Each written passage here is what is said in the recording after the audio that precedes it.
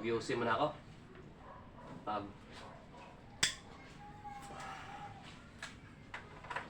mamaya, pag may dumaan dito, hindi pwede sila dumaan dito pag hindi sila makalapag. Kasi wala akong panginom. Kasi nauuhaw na ako sa Red Horse. Lusog na ako.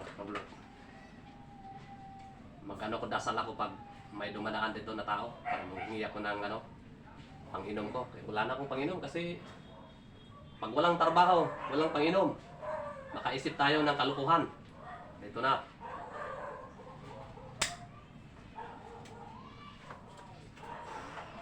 Sarap parang sigarilyo ng Marlboro. Nice tabak.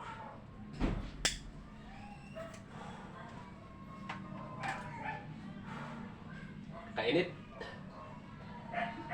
Uy, may parating. Pre, halika dito, pre. Bakit, pre?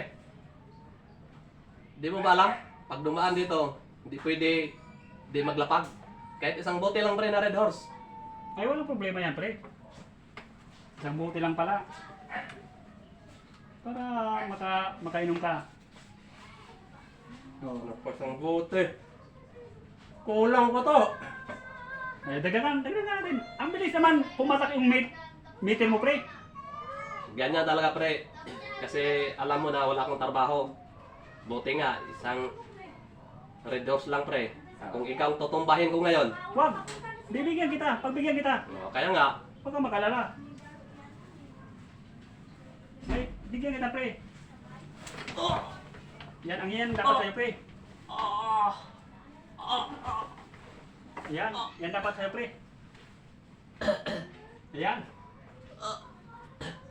Hoy! Niloloko lang kita. Buti, surte ka. Hindi kita tinutuluyan kasi naawa ko sa'yo. Yan ang dapat sa'yo. Ha, niloloko lang kita, pre. ayok ka. Ibarilin kita ngayon. Ito na, katapos mo. Bang! Ah! Ah! Yan dapat sa'yo.